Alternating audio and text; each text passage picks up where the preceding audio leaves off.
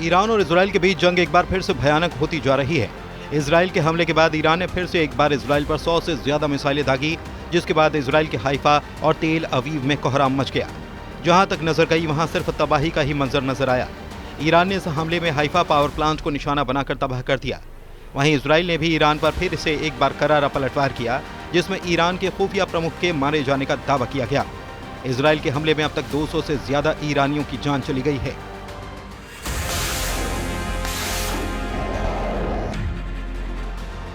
Israel और Iran के बीच जारी युद्ध से पूरा मिडिल ईस्ट टेंशन में है।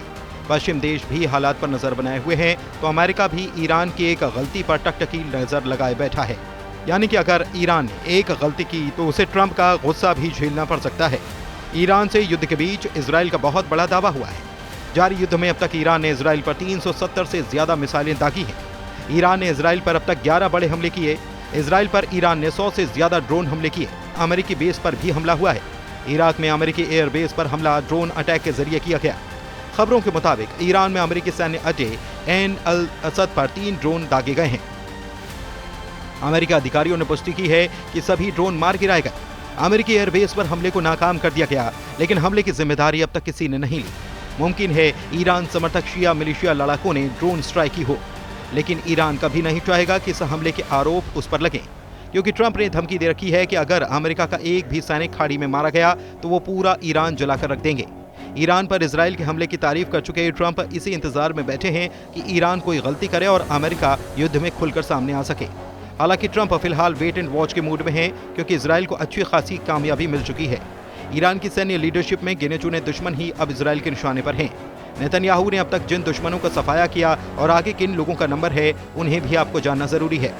इजराइल ने IRGC सुप्रीम कमांडर हुसैन सलामी का खात्मा कर दिया। ईरान के सशस्त्र बलों के chief of staff Mohammad Bagheri को भी इजराइल ने मार डाला। खत्म अल अनहिया इंस्ट्रमेंटल हेडक्वार्टर्स के कमांडर गुलाम अली राशिद की भी मौत हुई है। ईरान की ड्रोन फोर्स के चीफ तहेर हुर मारे जा चुके हैं। ईरान एयरफोर्स चीफ दाऊद शियान को इजराइल ढेर कर चुका है। ईरान के खुफिया एजेंसी के चीफ गुलाम अल महरब को भी मार गिराया गया है। IRGC के वायुसेना कमांडर आमिर अली हाजीजादेह का सफाया हो चुका है। इसके बाद अब इजराइल के टॉप टारगेट पर ईरान आर्मी के कमांडर आमिर मूसवी, ईरान के नए commander major general Mohammad Bagheri, IRGC में कुड्स फोर्स के commander Ismail Qaani, IRGC commander Ali रेजा तांगसिरी और खामनेई का रणनीतिक सलाहकार और ईरान की राष्ट्रीय सुरक्षा नीति का प्रमुख अली शमखानी हैं। नेतन्याहू ने पहले ही साफ कर रखा है कि ये युद्ध कब खत्म होगा। इजराइल के प्रधानमंत्री बेंयामिन नेतन्याहू ने दावा किया कि इजराइल अपने अस्तित्व की निर्णायक लड़ाई लड़ रहा है। यह युद्ध इजराइल तब तक जारी रखेगा जब तक की जीत नहीं मिलती। इजराइल और ईरान युद्ध के बीच एक और बड़ी खबर ये आ रही है कि अमेरिका ने एयरक्राफ्ट कैरियर मिडिल ईस्ट भेजा है। साउथ चाइना सी से मिडिल ईस्ट एयरक्राफ्ट कैरियर भेजा गया है। आपको बता दें कि यूएस ने मिडिल ईस्ट में दूसरा एयरक्राफ्ट कैरियर भेजा है। हालांकि इजराइल की जीत के बीच में सिर्फ ईरान नहीं है। ईरान समर्थक लड़ाका ग्रुप हूथी खुलकर युद्ध में शामिल हो चुका है। हूथी फाइटर्स ने इजराइल पर हाइपरसोनिक मिसाइलों की बौछार शुरू कर दी है। हूथी लड़ाकों ने इजराइल पर हमले की शुरुआत अपने टॉप कमांडर मोहम्मद अब्द अल करीम अल गामारी के मौत की खबर उड़ने के बाद की है। इजराइल डिफेंस फोर्स की तरफ से दावा किया गया था कि इजराइल ने करीम अल गामारी को मिसाइल धमाके में उड़ा दिया। हालांकि अब तक गामरी की मौत की पुष्टि नहीं हो पाई, मगर हूथी फाइटर्स ने मोर्चा खोल दिया। उधर ईरान की तरफ से युद्ध समझौते की पेशकश भी की गई है।